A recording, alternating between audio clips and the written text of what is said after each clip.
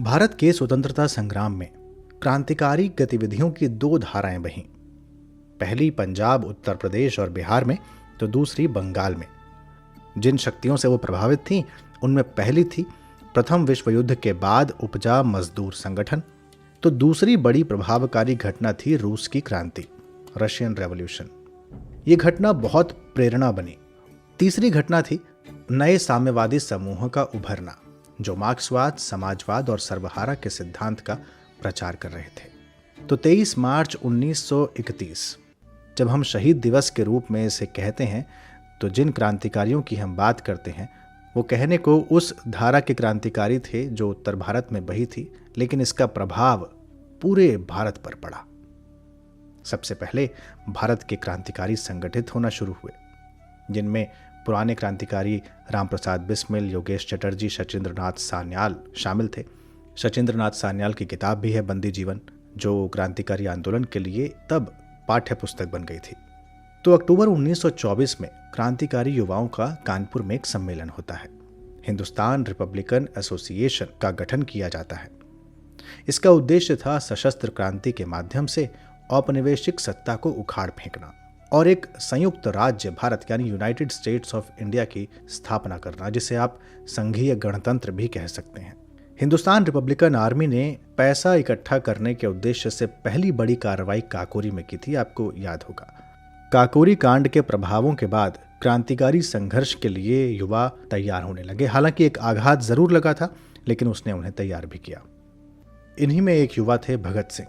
पंजाब में भगत सिंह के साथ भगवती चरण वोहरा और सुखदेव ने चंद्रशेखर आजाद के नेतृत्व में एचआरए को यानी हिंदुस्तान रिपब्लिक एसोसिएशन को फिर से संगठित करने का काम शुरू किया था। 9 और 10 सितंबर 1928 को दिल्ली के फिरोज शाह कोटला मैदान में युवा क्रांतिकारियों की एक बैठक होती है। युवा क्रांतिकारी सामूहिक नेतृत्व को स्वीकारते हैं, समाजवाद की स्थापना करने के लिए अपने लक्ष्यों को निर्धारित करते हैं और संगठन का नाम बदलकर हिंदुस्तान सोशलिस्ट रिपब्लिक एसोसिएशन रखते हैं। इससे पहले क्रांतिकारी युवा व्यक्तिगत स्तर पर क्रांति की मशाल जलाए हुए थे, लेकिन अब वो सामूहिक क्रांति की ओर बढ़ रहे थे। लेकिन 30 अक्टूबर 1928 को एक घटना घटित होती है, जिसके बाद व्यक्तिगत स्तर पर क्रांति करने की मशाल फिर से जल उठती है। 30 अक्टूबर 1928 को लाहौर में साइमन कमीशन के खिलाफ प्रदर्शन करते हुए लाला लाजपत राय पर बर्बर तरीके से लाठी चार्ज हुई और उसके बाद उनकी मौत ने युवा क्रांतिकारियों को झकझोर कर रख दिया। 17 दिसंबर 1928 को भगत सिंह, चंद्रशेखर आजाद और राजगुरु ने लाहौर में लाला लाजपत राय पर लाठी बरसाने वालों में से एक पुलिस अधिकारी सॉन्डर्स की हत्या कर दी। हत्या के बाद हिंदुस्तान सोशलिस्ट रिपब्लिक एसोसिएशन ने पोस्टर लगाए, जिन पर लिखा था, लाखों लोगों के चहेते नेता की एक सिपाही द्वारा हत्या पूरे देश के लिए अपमान था। इसका बदला लेना भारतीय युवकों का कर्तव्य था। सॉन्डर्स की हत्या का हमें दुख है, पर वो उस अमानवीय और अन्यायी व्यवस्था का एक अंग था जिसे नष्ट करने के लिए हम संघर्ष कर रहे हैं। इसके बाद हिंदुस्तान सोशलिस्ट रिपब्लिक एसोसिएशन जनता को यह समझाने का निर्णय करता है कि उसका उद्देश्य अब बदल गया है, अब वो जन क्रांति में विश्वास रखता है। इसी समय सरकार मजदूरों के अधिकारों को प्रतिबंधित करने के लिए 2 विधेयक लेकर आती है, पब्लिक सेफ्टी बिल और ट्रेड डिस्प्यूट बिल। इसके प्रति विरोध जताने के लिए भगत सिंह और बटुकेश्वर दत्त को सेंट्रल लेजिस्लेटिव असेंबली में बम फेंकने का काम सौंपा जाता है। बम फेंकने का उद्देश्य किसी की हत्या करना नहीं था, बल्कि सत्ता के बहरे कानों में विरोध की आवाज पहुंचाना था। इन दोनों ने सदन के भीतर पर्चे भी फेंके, जिनमें लिखा हुआ था कि बहरे कानों तक अपनी आवाज पहुंचाने के लिए। भगत सिंह और बटुकेश्वर दत्त पर इस बम कांड का मुकदमा चला। बाद में भगत सिंह, सुखदेव, राजगुरु और बाकी क्रांतिकारियों पर अनेक षड्यंत्रों में शामिल होने के आरोप लगे। युवा क्रांतिकारी अदालत में जो भी बयान देते, अगले दिन वो अखबारों में छपते। पूरे देश में उनका प्रचार होता। अपने सिद्धांतों के प्रति प्रतिबद्ध, निडर और दुस्साहसी ये सब युवा क्रांतिकारी रोज अदालत में इनकलाब जिंदाबाद का नारा लगाते हुए प्रवेश करते और नारा लगाते हुए बाहर निकलते। मार्च 1931 में एक खबर आती है कि भगत सिंह को फांसी दी जाएगी। पूरा देश स्तब्ध हो जाता है। जेल में क्रांतिकारियों के लंबे अनशन से भारतीय जनता बहुत क्षुब्ध और उद्वेलित पहले ही थी। ये क्रांतिकारी जेल की अमानवीय दशाओं में सुधार के लिए अनशन कर रहे थे। इन लोगों की मांग थी कि उन्हें राजनीतिक बंदी माना जाए, अपराधी नहीं। जतिन दास की मृत्यु इसी अनशन के दौरान हुई थी। उनका शरीर एक ट्रेन से लाहौर से कलकत्ता लाया गया था। इसी तरह 23 मार्च 1931 का भी दिन आता है, जब भगत सिंह, राजगुरु और सुखदेव को फांसी देना निर्धारित होता है। कहते हैं कि 1 साल 350 दिनों तक जेल में रहने के बावजूद भगत सिंह का वजन बढ़ गया था। कहते हैं यह खुशी के मारे था, खुशी इस बात की कि वो अपने देश के लिए कुर्बान हो रहे थे। जब उन्हें फांसी देना तय किया गया था तब जेल के सारे कैदी रो रहे थे।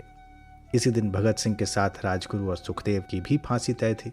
पूरे देश में प्रदर्शन हो रहा था। लाहौर में भारी भीड़ इकट्ठा होने लगी थी। अंग्रेजों को इस बात का अंदेशा था कि कहीं कुछ बवाल ना हो जाए, इसलिए कहते हैं कि उन्हें तय दिन से 1 दिन पहले ही फांसी दे दी गई थी। बताया जाता है कि असल में इनकी फांसी का दिन 24 मार्च निर्धारित था, लेकिन प्रदर्शनों को देखते हुए 23 मार्च 1931 को ही फांसी दे दी गई। भगत सिंह ने जेल में अपनी कैद के दौरान बहुत सी किताबें पढ़ी थी। बताते हैं कि जब उन्हें फांसी दी जानी थी उस वक्त वो लेनिन की जीवनी पढ़ रहे थे। इस बात में कितनी सच्चाई है नहीं पता, लेकिन कुछ लोग ये भी कहते हैं कि वो लेनिन नहीं बल्कि बिस्मिल की जीवनी पढ़ रहे थे। जब भगत सिंह को ये कहा गया कि अब उनकी फांसी का समय हो चुका है तो भगत सिंह ने बोला कि पहले एक क्रांतिकारी दूसरे क्रांतिकारी से भेंट कर ले।